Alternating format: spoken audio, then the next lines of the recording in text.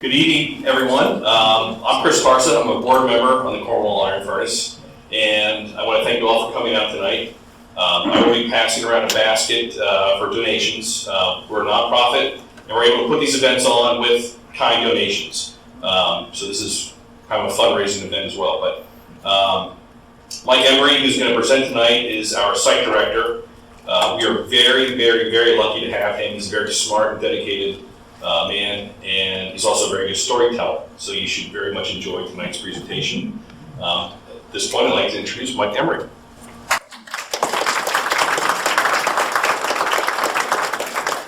I never like starting off to applause because that puts a very high expectation on things. So you're all here to hear about the baseball lecture, right? Yeah, exactly. So, Pennsylvania German Gravestones. This is something that I started looking at just about 25 years ago. And the main reason I started looking at this as a topic is that I was reading a lot about Pennsylvania German decorative arts at that time. And there were some wonderful books on furniture, there were wonderful books on Proctor, some okay books on redware, and everything else said, and this is on gravestones too, except there weren't any really good books. There was a book that was done in the 1950s that was done by a man with the name of Preston Barra. Had line drawings only, and he was looking at it from a completely different perspective than I wanted to. And there was also an article that was put out here in about Lebanon County stones in the 1970s, and that was it. So I thought, well, there's a real easy way to remedy this. I'm going to go drive around and look at cemeteries. So people at times go ahead and look at me and say, there's this young guy hanging around the cemetery, and they say, what are you doing? And my standard joke, and it's not a good joke, so you don't have to laugh, don't give me pity laughs, was I'm trying to meet women. And I'd say, but I'm not really good at it. So, this is what I came up with. So that's what I was doing. I was going to the cemeteries to go ahead and look at some things. So let's go ahead and look. What was I looking for? Why study gravestones to begin with anyway? So one of the other first things that took me into cemeteries, of course, was genealogy. I grew up in the little town of Honeybrook. If you don't know where that is, get on Route 322, head east, first town inside of Chester County. My family had been there for at least the late 18th century. I grew up in the same church that both sides of my family had been there. So I'm actually descended from 23 people in the cemetery. Not related to 23 people, descended from 23 people in the cemetery. So it goes back to 5th great grandparents in the same place. And I could almost go ahead and touch stones to every one of those generations. So that was really the first reason that I got pulled into the cemetery, was that sometimes it was just easier to walk in and copy down the dates and go see that. And I suspect there's a lot of you, that was the same reason why you first went there. Maybe to visit relatives, mom or dad took you to see grandparents, those sorts of things. So we'll start there. Art, though, was what really took me in my 20s when I was looking at different motifs. There's a lot of things that are on gravestones that were artistic, particularly when you're looking at ones that are done in the 18th and 19th century. These aren't being done by machine, they're being sculpted. And they're being sculpted by people who are taking, in many cases, a raw stone out of the ground, reducing it to something that's somewhat a shape that you would recognize as a gravestone, and then putting on artistic work and then putting lettering on it. That's a tremendous amount of work to that. And I just, as someone who likes to work with their hands, I have a great deal of respect for someone who can do that amount of work and do it well. Language was another reason. We're looking at German gravestones. Well, you can see things that get stuck right on the stones as far as language. Different words that are being used. In some cases, almost old or ancient forms of words. For example, how many of you know what the German word for February is? February. February. What's the other German word for February? Anning. Hornum. Horn month. Why? Don't know, but if you look at enough stones, you'll see Hornum as February. Or at times you'll even see it in Latin. So there's just certain things that you see get stuck on the stones that kind of go and are quite interesting. So also, obviously, these were Christian people for the most part. So you see cultural and Christian beliefs that are there, why are the stones oriented the way they are? They mostly go ahead and orient to the east, the rising and the setting of the sun, birth and rebirth. So there are certain things and cues that are put into the stones that are there primarily to reinforce this Christian belief. Acculturation is another thing. A lot of us in this room are Pennsylvania German. However, probably very few of us speak Dutch. Probably very few of us eat pork and sauerkraut 5 times a week. There are very few things, we still have elements of it, but we're no longer the people that came off the boat in the 1740s in the port of Philadelphia and came back into this part of Lancaster County. So there's this acculturation or this becoming American that happens, and you can see parts of that on the stones as well. Trade is another thing. Why? Gravestones are not light. You don't put them in a backpack, you don't put them in a saddlebag. So when you look at very established trade routes, you'll see stones that maybe were carved in Philadelphia that then get put 40 or 50 miles away. Or you'll see stones that are carved in Lancaster, in downtown, that you'll see up here in Lebanon County, but only along very established old trade roads and trade routes. So sometimes they can tell you where the oldest roads and where you had a good amount of trade going between areas. The other thing is from kind of an archaeological perspective, gravestones tend to be undisturbed. So unlike, again, that Proctor and other things that move around, the stones tend to stay where they are, unless, of course, someone goes and purposefully moves them, which happens as well, but another story. Pennsylvania German gravestones? I think not. So let's go through them. What's this? Pyramids at Giza. This? Taj Mahal, India. This one's a little harder. St. Peter's? St. Peter's Basilica. Those are the Bernini column that rise up over St. Peter's grave. All 3 of these mark graves. All 3 of these are particular to that culture. All 3 of these are particular to that time. So the kind of vernacularness of something like a house is also true to a gravestone, is also true to a grave marker. So in the United States, our differences aren't quite as much. These are all 18th century grave markers. All of them are very particular to their area. So we'll play our guessing game again. These 2, where do they come from?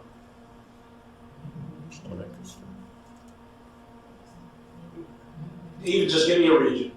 Which 2 are you talking about? I'm sorry, these 2 right here, the ones on the right. New England. They're both things that come out of Massachusetts. And if you go ahead and look at enough stones, the fact that they're in slate, you have the death's head, those are very, very typical things that you'll see, but primarily just in New England. These are going to be a little harder. This one here comes from North Carolina. It's Scots-Irish, particularly from a carver, the last name of Hughes. The family started off here in Adams County in the 1750s, and like so many families went down into Western Virginia and North Carolina and settled in Piedmont. So that stone is not all that far away from the South Carolina line. But you can see it has this very kind of crest looking that's on it, and that's very particular to some of the carvers that were working in that area. This one, do you see the part there in the center? That's actually carved out. There's nothing there. That's not painted, that's not dark. You could put your hand right through that stone. And that's a particular group of German stones that are also in North Carolina. So someone who looks at these a great deal can very quickly tell you what region that comes from because of the peculiarities of the region and the people that are doing this. And the same thing is true here in Pennsylvania. So this is primarily the area that we're going to look at tonight. We are here, Lancaster, down here. So we're looking at this area that would have been 18th century Lancaster County up into the area up around Reading. The other thing that you'll see on this map are the little hills. For the most part, those hills are red sandstone. And that's going to be the early material that most of these folks are using. And not only using for that, all you have to do is look at the building we're in. This was the dairy barn for the Coleman estate. What did they use? Sandstone. Go look at the house. What did they use? Sandstone. Go over to the furnace. What did they use? Sandstone. So it was a very good, durable material that was absolutely abundant and available. And easily worked. So a great deal of what they would have been working with, this is a gentleman who's doing stonework at the Goshenhoppen Folk Festival a few years ago. And you can see a lot of this is just a man, a hammer, and a lot of brute force. And this is the tool set. It's stone hammers and chisels. That's the vast majority of what they're doing, and some drills to get larger pieces of marble. So this is a local ad from the Lancaster County Directory, and this is really just right down over the hill into Lancaster County, going into exciting downtown Lincoln. You too could go ahead and buy millstones, hearthstones, curbstones, copestones, headstones, paving stones, and building stones. So these are folks that are actually going and manufacturing these things locally, including this gentleman. His name, John D. Matthews. And if you look, you can see on the map at the upper left, it says Cornwall Iron Company. This is where the Speedwell and the Hopewell forges are located. The road, the Harrisburg and Downingtown, that's Route 322. And roughly where that, south of where that red arrow is located, is where the turnpike cuts over 322. So this is a gentleman who was someone who owned a stone quarry and dressed and manufactured stones. This is where he lived.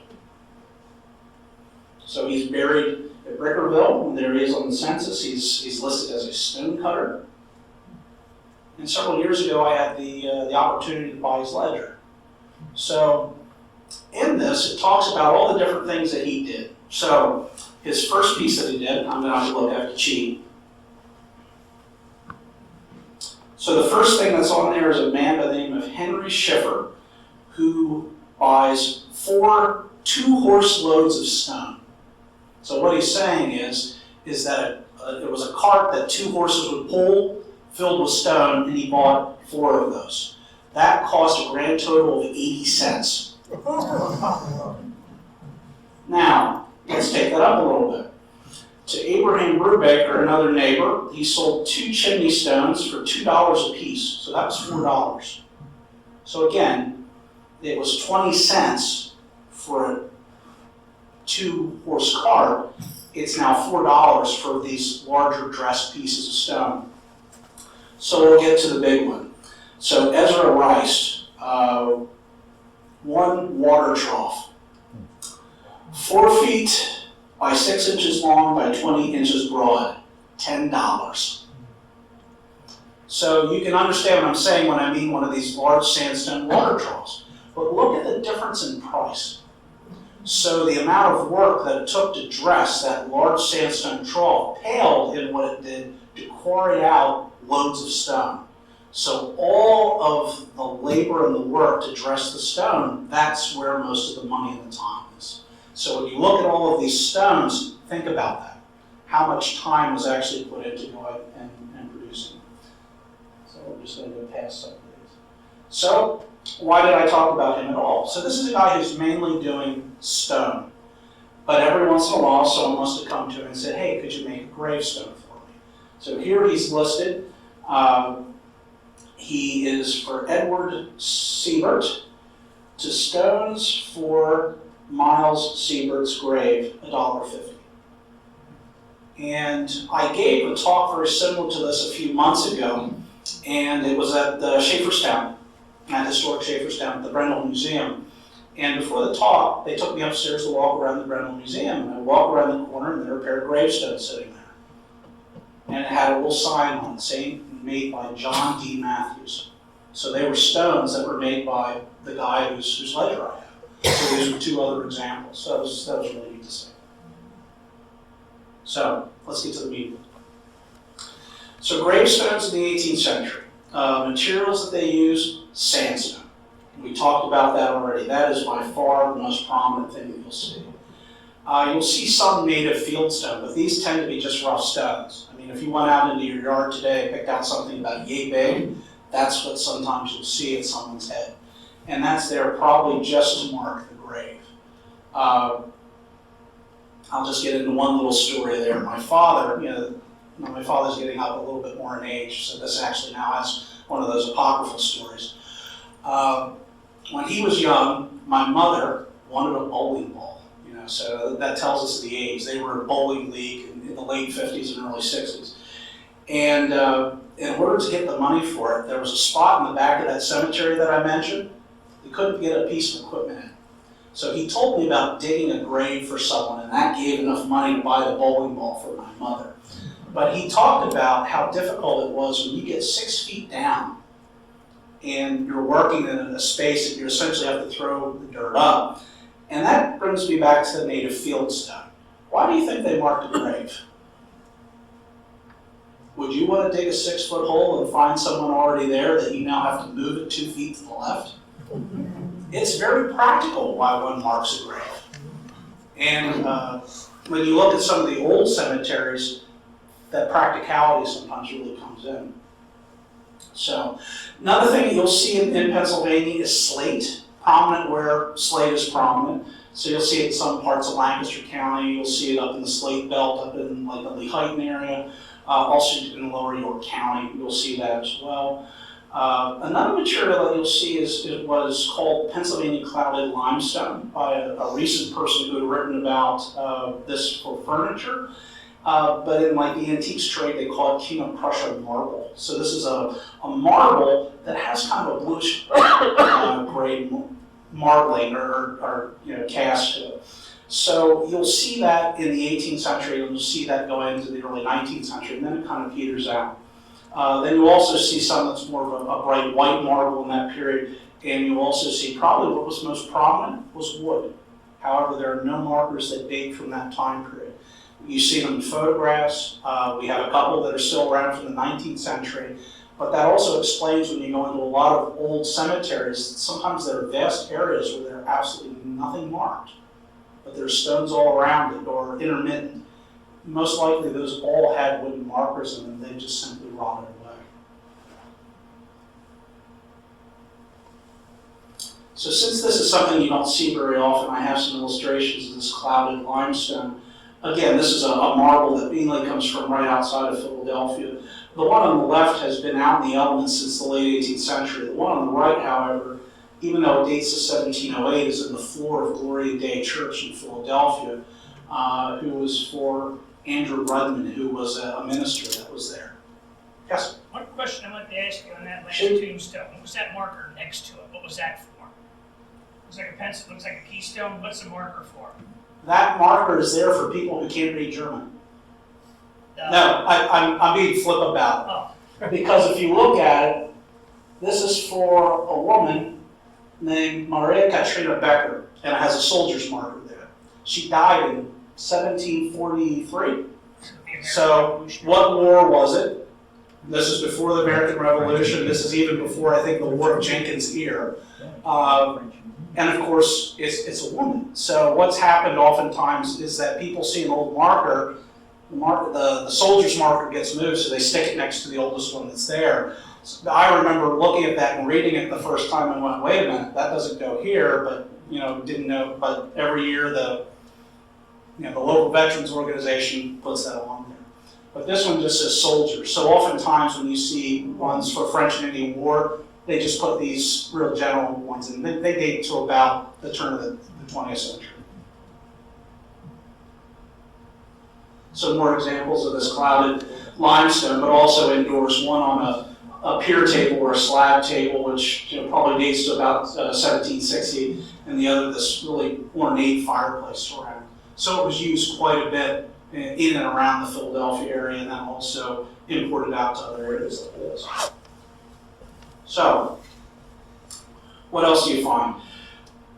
As far as genealogical information in the text that you see, oftentimes you'll see some real basic things. Obviously, the name of the deceased. The name of the spouse or the parents, usually that has to do who puts up the stone. If it's a child, the parents put up the stone, therefore they put their names on it. If it's a spouse, they put up the stone, and then oftentimes they'll put their name on it. I'll show you another stone note in the talk where we're going to have a conversation about that. Oftentimes the year, the day, and the month of birth, sometimes if you're lucky, the place of birth, the year, the day, and the month of death, age at the time of death. For Germans, for some reason, particularly in this time period, the age of death is exceedingly important. And I don't mean the age as in the guy was 45. I'm talking about the guy was 45 years, 3 months, 2 weeks, 3 days. Oh. Exact. They're Germans. They're not going to do it halfway. It's going to be exact. And I've seen that even in pieces of furniture that have been passed down in families, where it talks about when Dad died, and it gives the age exactly like that. So that's something that's very important, at least up through the end of the 19th century. The other thing that seemed to be very important was the funeral text. What was it given on? So oftentimes you'll see either the passage, or sometimes if someone wanted to be a little bit more, they'll carve the whole thing in. So sometimes you'll see stones and they're completely taken up with text. And oftentimes the bottom third or half is the funeral text in its entirety. So over time, the way that the text is presented on the stone, that changes as well. So in its earliest time, the letter is very Roman, it's very blocky, it's what you can do with a chisel. So instead of seeing U's, you see V's. Instead of seeing J's, you see I's. So if you would be looking at like a Roman forum building that has it, you'll see that exactly on a German stone as well. But as time goes on, the refinement goes up. And they start to print things in Proctor. And the other reason for this is that when you go ahead and see passages of the Bible for a German, it's done in Proctor as well. So I think over time, that necessity of having it, and I made a joke about this before, of course, if you're Lutheran in Pennsylvania German, what language does God speak? He speaks German. And if he's going to speak German, he's going to write in German. If he writes in German, it's going to be in script. It's not going to be in this Englishy stuff. So, that is transferred directly onto the stones. The other thing that you see is they tend to abbreviate a lot of things. These are also Pennsylvania Germans that know the value of a dollar. You pay by the letter. So, you don't need all that on. You know what that means. You don't need, you could use D for the, so you'll see a lot of this where they're abbreviating all over the stone, very much like they did on the 5-plate stoves, and they'll even wrap words from line to line, so sometimes you have to really try to make out what's going on there because of that. So, this is your crash course in German vocabulary to read gravestones. This will get you most of the information that you need. So here lies. So in German you'll see that as hier liegt, and then many other bastardizations of that. That's the one thing, is that you have people that maybe weren't the most literate, giving it to someone who also wasn't all that literate, who then had to carve it onto a stone. So there's many places where this could get messed up by the time that it gets onto the stone itself. Lots of rooms for mistakes. So bones is what you oftentimes will see. So Gebeine, buried, begraben, born, geboren, gebo, born, lots of other things that will go on to that. But usually if you see something with a G and a B in it, that means that's when they're born. Died is gestorben. Oftentimes, again, you see a G and an S, that's what's going to be when they've died.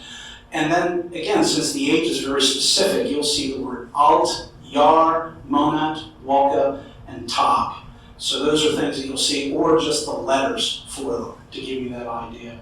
And of course, the is most often just a D, because there's all these different derivations of what the is in German. It changes because of the case and whether it's masculine or feminine. They just put a D there, which is all right by me, because I never really liked any of that in German class anyway. Now the art, I think, is probably some of the most interesting from my perspective. And the Pennsylvania Germans, although didn't do it everywhere, rendered out a fair amount of people on their gravestones. This is probably my favorite.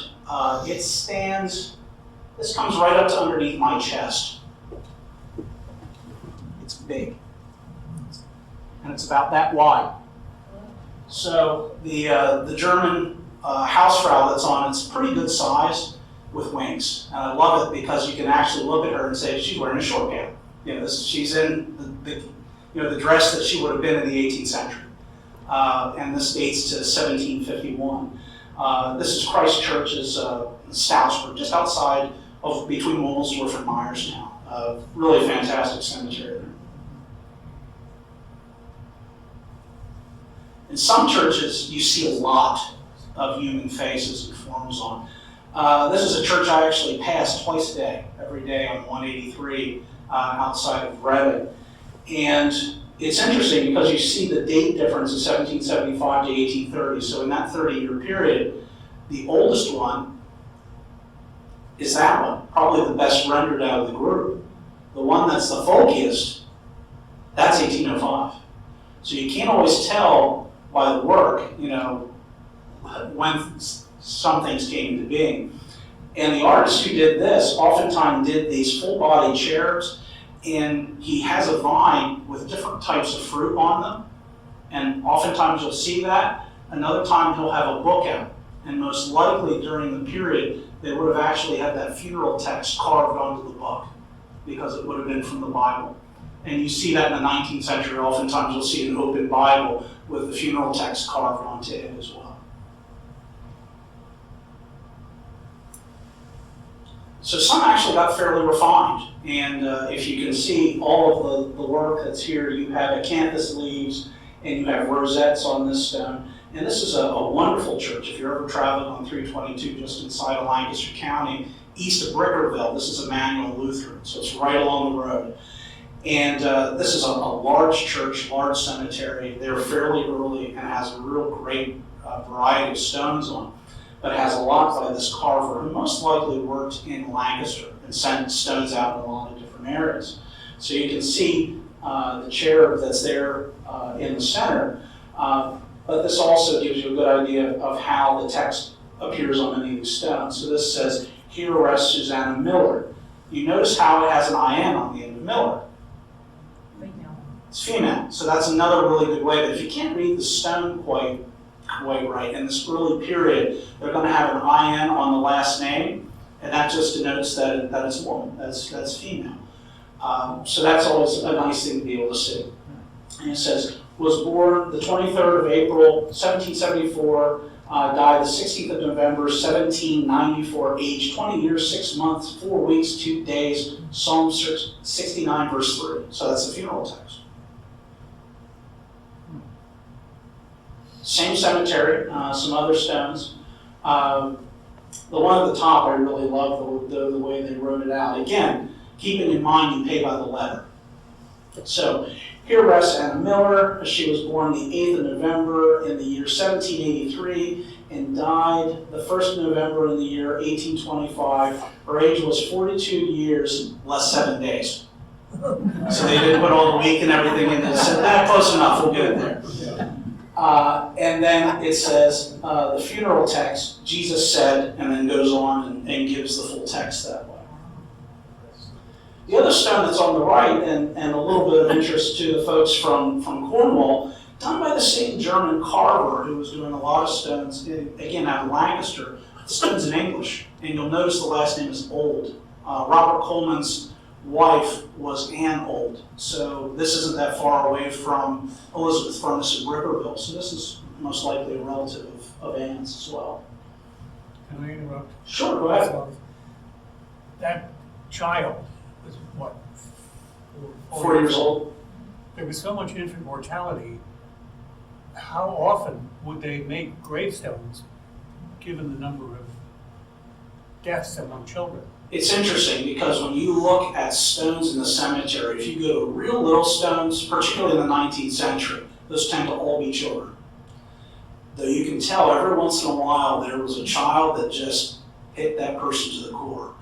And you'll see these large, elaborate stones that cost more than what the parent stones did, more than what the children. And I'm going to show you kind of an example of that. I think a lot of times we have the misconception that because someone had 12 children and 6 of them died, that they must have loved those children less.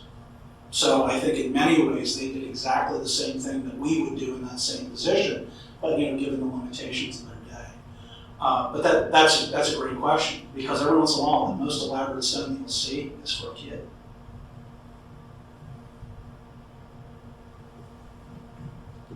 So not quite as elaborate as that what you see in New England, but here we have death symbols.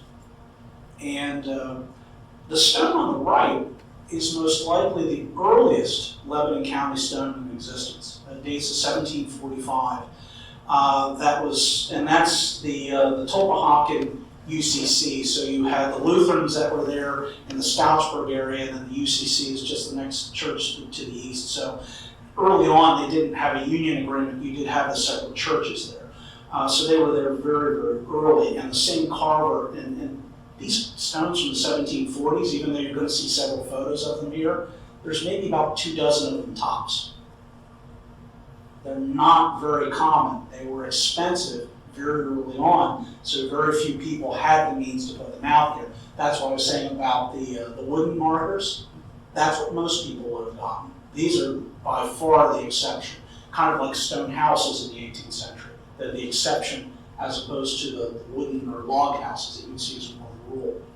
So this is a very early stone. You can see a very crude skull at the top. And over on the left is a more refined stone, slightly later, 1770, for a man with the name of George Yunt, a real common Ephrata name in the Bergstrasse Lutheran Church, right along, again, Route 322, just east of where 222 cuts over the road. And you can see that there's a skull in the center, though it looks more like a bowling ball. And this guy didn't have the best skill. Down below that, you can see a long bone going horizontally.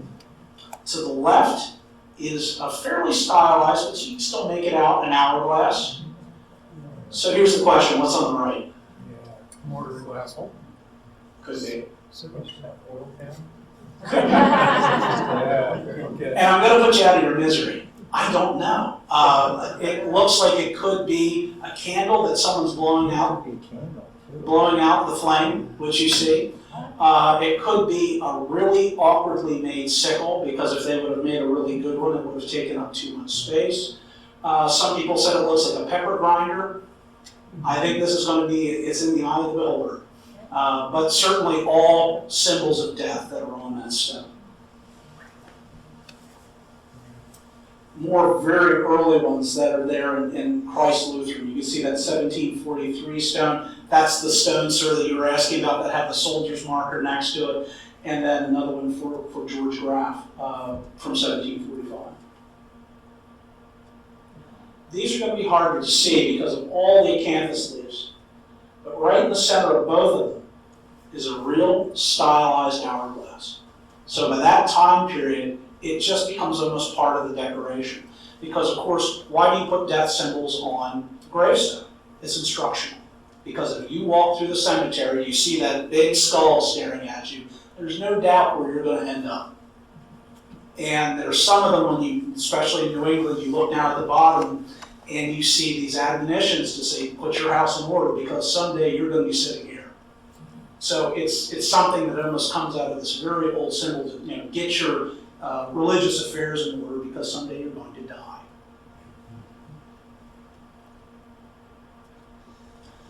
Now, like I showed you with the ledger, a lot of these guys were doing things that had to do with buildings. So, of course, that crept into when they were making gravestones. So the gravestone in the upper left, very simple on first look. But how do you make, okay, let me take a step back.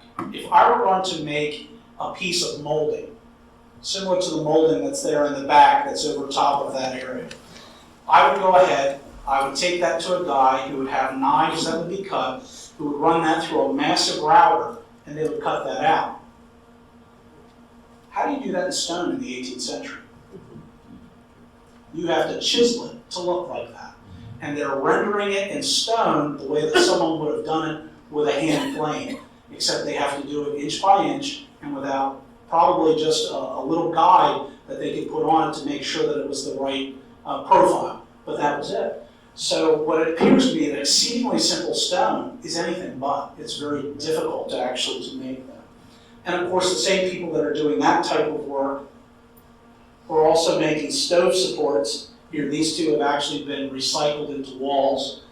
This is up in the very top of a barn in Oley. Has a big face sticking out of it, but when they built that barn in 1790, that wasn't being used for jam stoves anymore. It was too cool of a piece of stone to let go away, so they just put it up in the barn. Of course, when you look at date stones, that's very natural. You can see someone who's making gravestones is also making those as well. But then you have also stone fireplace surrounds and other type of architectural work. One of the more famous examples here in Lebanon County is the surround at Fort Zeller. There's this wonderful carved doorway that goes around it, made in the 1740s at the same time that those really fantastic stones are being made in the same area. So my thought has always been probably the same guy who's doing all of that work. The other thing these folks are looking at is furniture at the time period. In the last quarter of the 18th century, particularly the last 15 years of the 18th century, you see quarter columns on large case furniture, particularly things that are made out of walnut. And you'll oftentimes see, they're looking at very classical Roman and Greek architecture, and they're incorporating that into almost everything. It's the New Republic. Everything's based off of Roman and Greek thought. Let's have our public buildings look like that. Let's have our furniture look like that.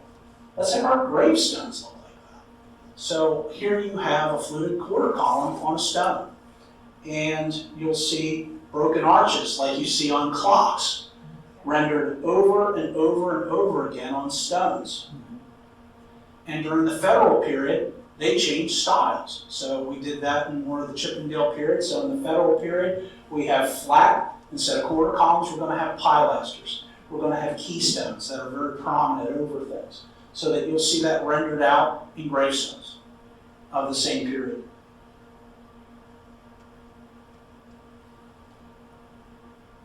So, and then we have the stuff that I was going to look at in the first place, what I sometimes very affectionately call Dutchy stuff. So this is going to be your hearts, your stars, the tulips, all the different things that you think of as typical Pennsylvania Dutch motifs.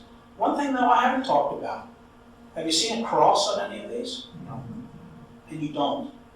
That's one of the things that's the absolute strangest is in the 18th century, there's almost this complete absence of what we now put on gravestones today that we see as the Christian symbol.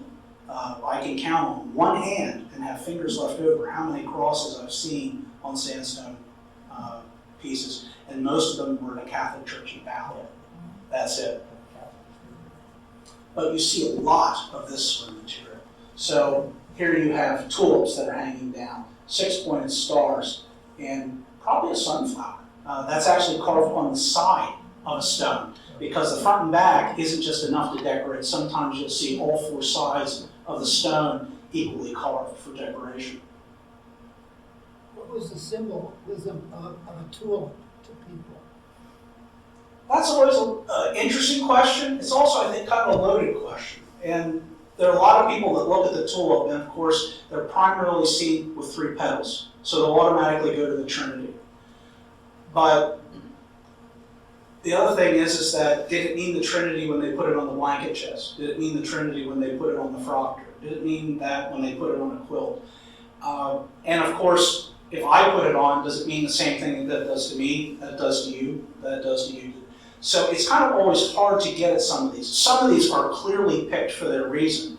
Others, I think, that was model number 7 sitting on the showroom floor type thing, where that was because some of these, they weren't just going to wait for someone to die and then go out and carve a stone. Oftentimes these were carved, most likely, already mostly done, and then the letter was applied. So if you wanted to have a stone put up quickly, you could pick one off the lot. And we know by the 19th century that was exceedingly common, that there even in, here locally, 1875 Historical Atlas of Lebanon County, there was a gravestone carver by the name of Doherty at a shop in Lebanon. Well, if you flip on the historical pages, there's a great view of his shop, and there's these people walking down real nice and pretty, and out front is all the models that are available at his shop. So, we think of that as being a pretty modern thing, but it was being done a fairly long time ago as well. You You also see a lot of sun, moon, and stars. But you also, if you look at what Pennsylvania Germans had in their house as far as reading material, Bibles, hymnals, almanacs. The almanacs had been planning by phases of the moon. So oftentimes you see these very human-looking moon, and they're rendered out exactly on stones as well. Anyone ever hear the Ephrata cloister? All right. So the Ephrata people slept on a wooden pillow. It's softwood. Softwood, right. Keeps you right with God. But no, these are people that had very complex beliefs, and for the most part lived a fairly austere life. Though they created music and they created Proctor and they did other things, you would almost think that their stones would be fairly plain and devoid. But these are all stones that are in the cemetery at the Ephrata Cloister. One of my favorites of all time, because I love just how out of scale it is, that's a little pot. And those are the 3 tulips that are sticking out of that pot. It needs to be repotted. It needs to be repotted. Yes, they didn't follow the plan. Notice the middle one says brooder. Absolutely, yeah. So this is another Lebanon County example of stars and hearts. Again, very just common things that you'll see. This is a guy who I really would love to know who he is at some point. Mainly worked 1790s up until maybe about 1810. Very prolific in western Berks County and in the adjacent part of Lebanon County. And if you look at them, they always have these raised dots on them. So sometimes we just call them the raised dot artist. But at the time that he's doing this, they found Pompeii. So I often thought, or is he seeing things coming back from the classical world? Because look at these large kind of shields that he's putting everything on. I mean, this is straight out of very classical architecture. So it's this real kind of mixture between, classical architecture and real Pennsylvania Dutch motifs, but blended onto the same stone. So it's a real interesting mix. And of course, we have our others. No decoration at all. And you would expect to see that in the New Danville Mennonite Church. This is an example of a slate stone, just the facts. Has the person's name on, death date, how old they were, that's it. But then we have some other folks, though, that were more prominent. To the left was a gentleman, this Johann Theobald Baum of Analysis Township. This is now in the city of Reading. Was rather prominent, and also this guy that some of you might have heard of, Conrad Weiser. And if you look at his stone, while it's very dense with material, there's no decoration on it whatsoever. So this is, again, a lot of this goes to personal choice.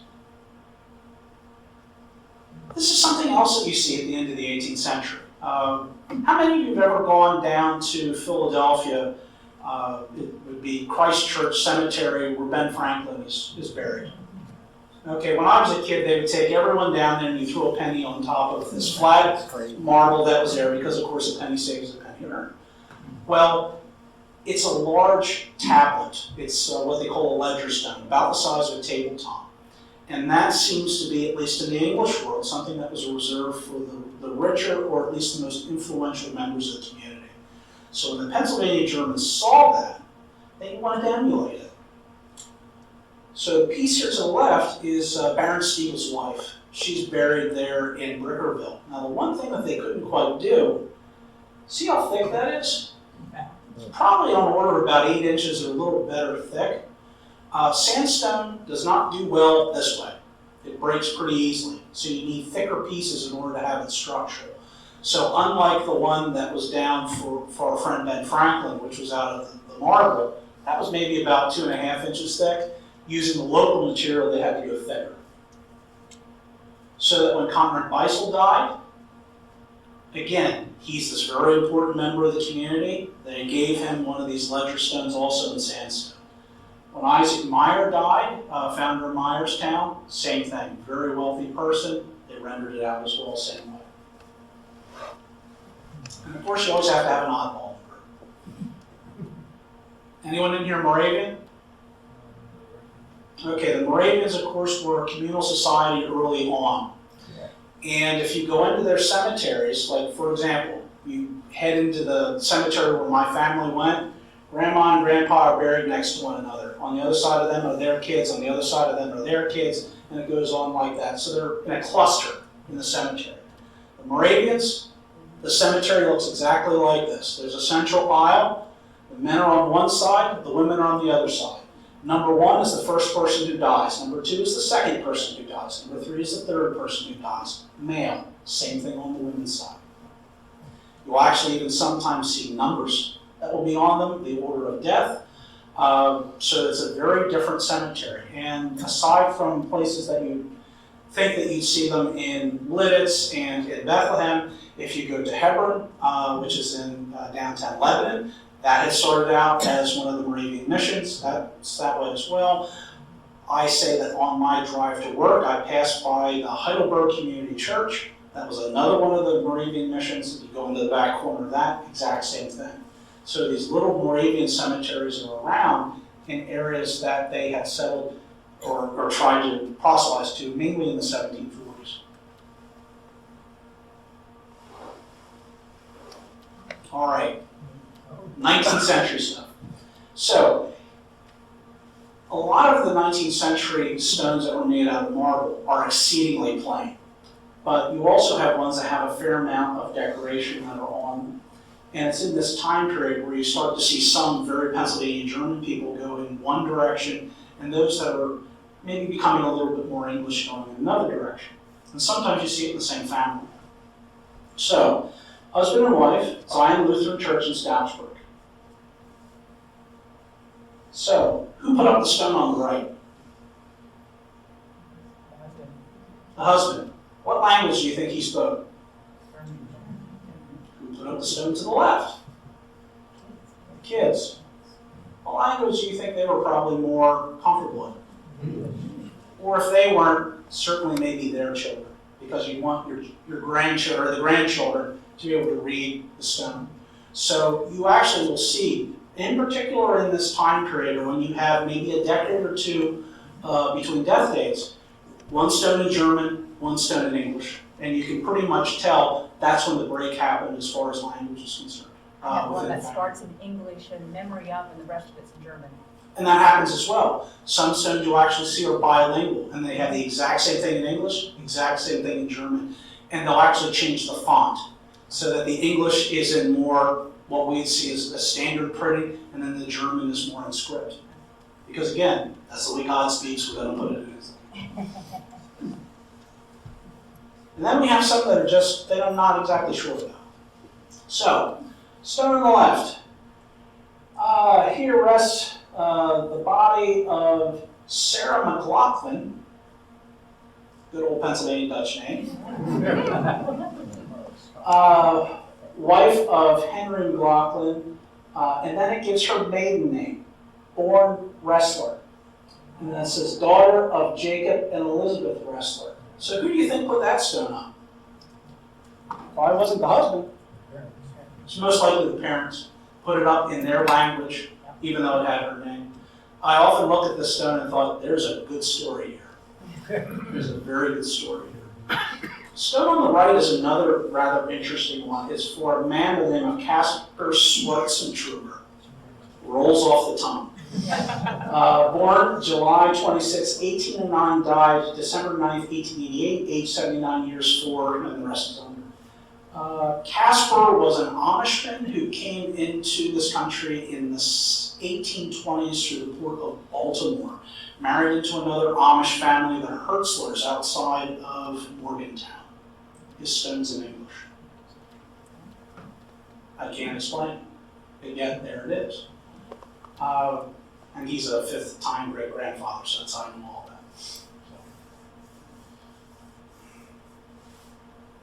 Some people did pretty well. And if you had it in life, why not show it in death? So you have this whole body of things that they no longer call them gravestones. They're referred to as monuments. So this is a cemetery in Womelsdorf. The Egge family, that was an iron family. So they were the ones that owned Charman Forge. They were the ones who started what would become the Robisonia furnace, and he would have the right to take ore out of the Cornwall Bank. So the family did pretty well in life. That angel is their monument for one of the later generations. She is my size, carved in 3 dimensions. It was expensive. To the left, the Fiddler family, they were cigar people, and they did quite well in life as well. So again, the woman who's on top of the monument to the left, she's 3/4 of my size. So, big monuments. And there's the Valentine one there too, which is family of mine. Which is another Cigar. a descendant of Conrad Weiser and another cigar family. And it's even bigger than all of these. So, what do you do when you can't find the ancestors' monument? You put one up. So you see these whole things, particularly in the late 19th, early 20th century. A lot of it's spurred by people getting interested after the centennial. And Pennsylvania Germans started identifying that this would be something that would be good to do. I want people to know about my history because I don't see it represented in books that are being written out of New England, and I don't see it being written out of books coming out of Virginia. So therefore, I wanted to have this as well. So I'm going to put these things up. My immigrant ancestors there to the right, that thing is about the size of a refrigerator flipped on its side. It's massive. You're not going to walk off with it. So I'm going to go through some of these quickly because I know I'm longer than I wanted to be. So here's some local churches and just some of the more interesting things that are in there. Swamp Church, located in northern Lancaster County. Here's a guy, every once in a while, particularly in the early 19th century, you had people started signing their work. So this is for a guy with the name of Jacob Hierneisen, and you can see too, a wife and a child are listed here in the cemetery register. This is what I wanted you to read. In the 1930s, someone went around to the cemetery and they took transcriptions and also, I assume, translated this. This was on a gravestone. That information. You know, I normally don't see that someone was on a sea voyage of 56 days, who they got their education from, the year they were confirmed in church, where exactly they came from, and of course, most likely, this was carved by her father. And again, going back to that point of this absolute loss in a family, unfortunately, this stone no longer exists, but the other thing is we get to learn all this information about the carver. I know that he came here in 1819. I know that they were on at sea at 56 days. They came into the port of Philadelphia. By 1834, they were in around Rhineholds. You know, all those are things that I know just because of this one stone. But he's very unique in the way that he carves. If you see that roping that goes around the top, that's a dead giveaway for him. And of course, he signed some of the stones and not others. This one here is absolutely beyond, can no longer be read. But interesting because of this face, which is actually rendered out completely in 3D. There's another whole interesting body of stones in this area as well.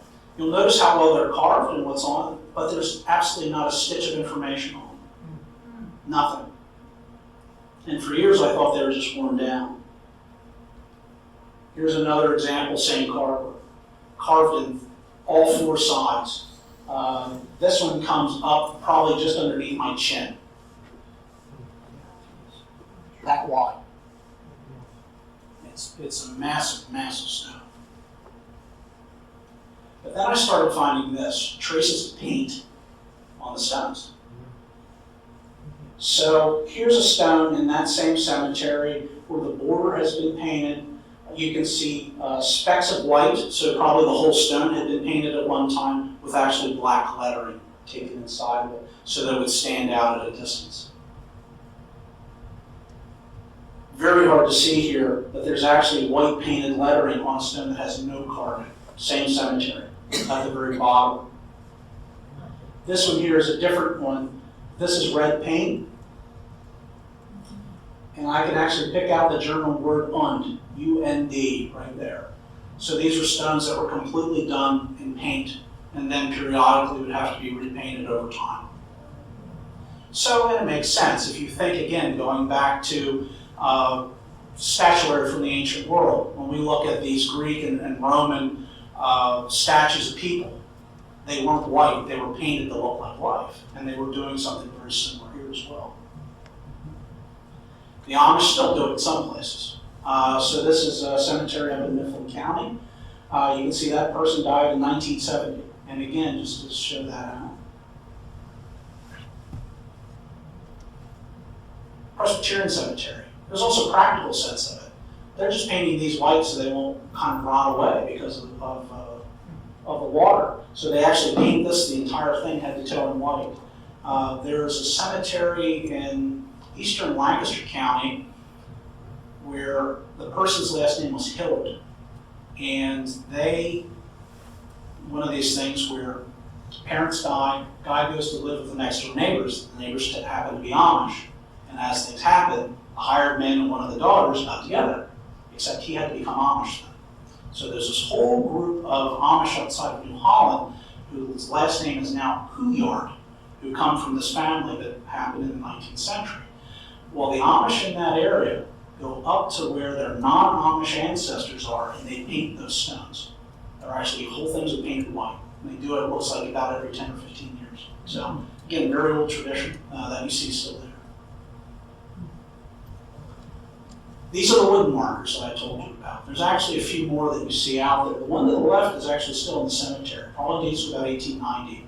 Not sure what they did to it to make it last, but it's there. The one on the right was probably a temporary marker. It's in the York County Historical Society collection.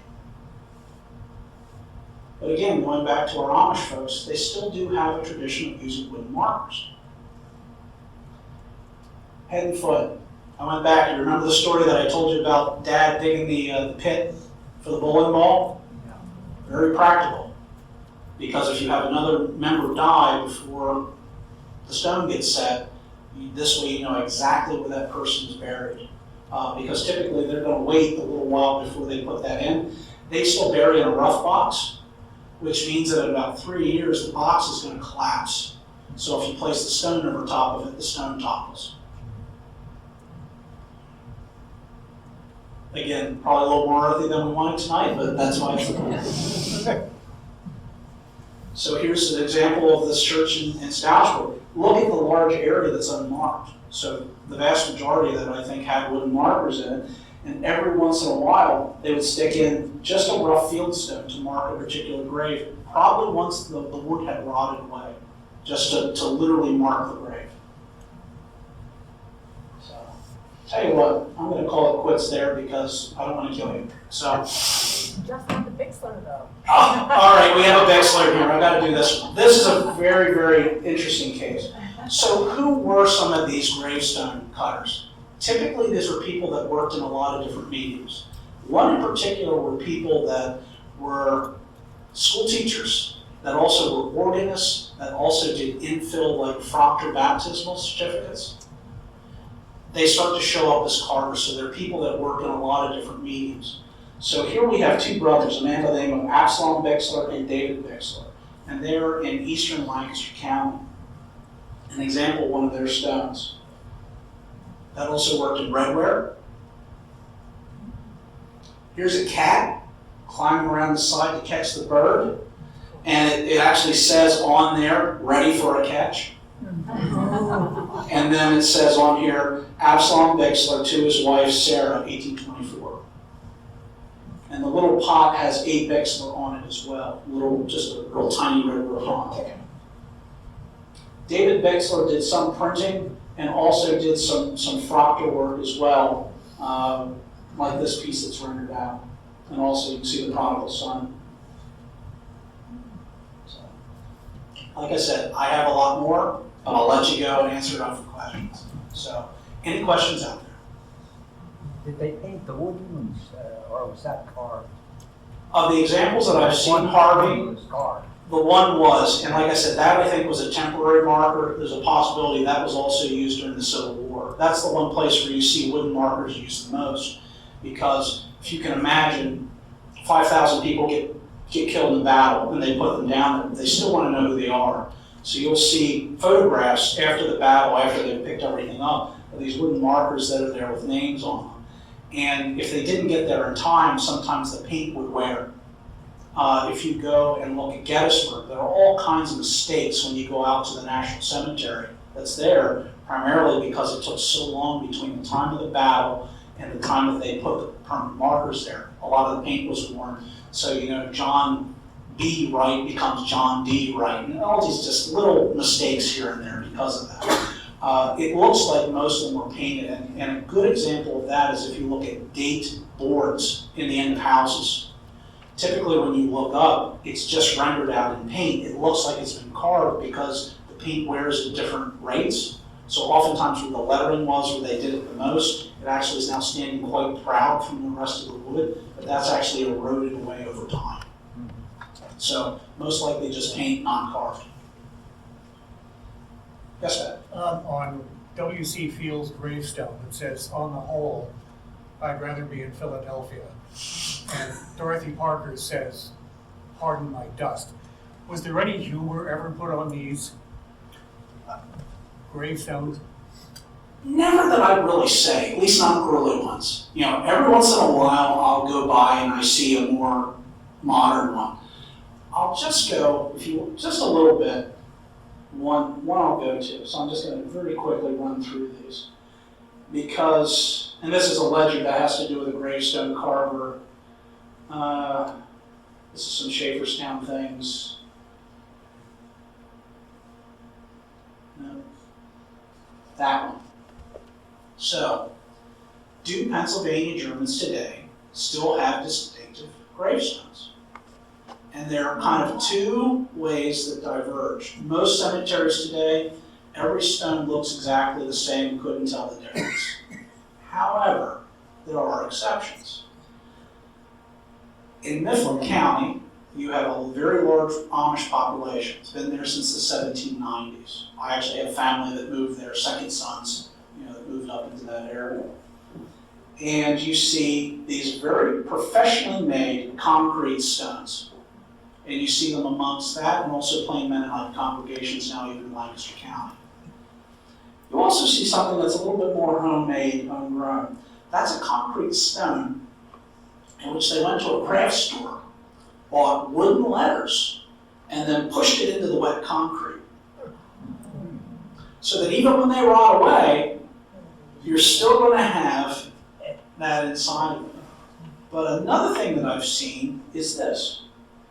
This is a hunting cabin, an old car, and the things that people liked. So as soon as people got the ability to use laser digital carving, you could load up a picture of Dad's truck, and they'll carve it right on the stone. They'll even colorize it and do whatever you want.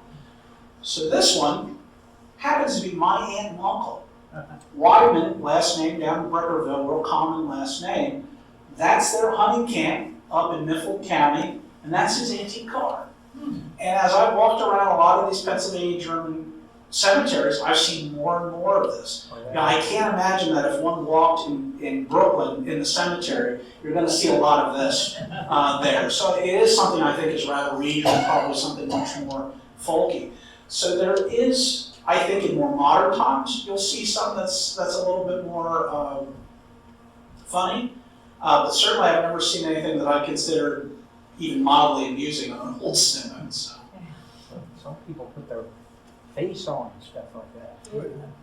Now that's another good, Harvey had talked about photographs. If you look at, say, a lot of Asians and people from South Asia, East Asia, Eastern Europe, oftentimes you'll see a portrait that's on the stone. But if you look at even older stones, there's a great cemetery in northern Berks, St. Michael's, it's outside of Hamburg. And you see these stones from the 1850s and 60s. And there's a cutaway portion for either a daguerreotype or a tintype that went onto the stone, and they even had carved covers that would hang in front of it that you could put it to the side, look at the picture, and then put that back to protect it. Oh, jeez. Wow. So that even happened, you know, again, technology changed, but it was a fad. It didn't last very long.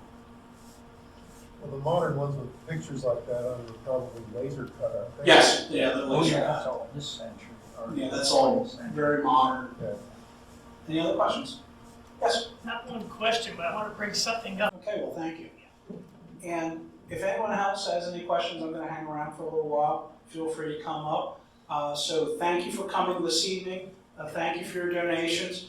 Our next talk that we'll have is on November 12th on the Pennsylvania Dutch Barns. That will be done by Chris Whitmer. And then on December 7th, we're going to have our Christmas in Cornwall event. Different than what we've done in past years. It won't be exactly be a house tour.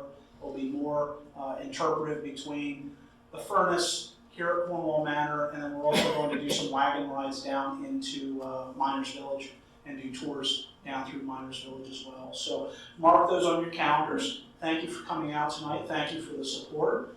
And come visit, come often. So thank you.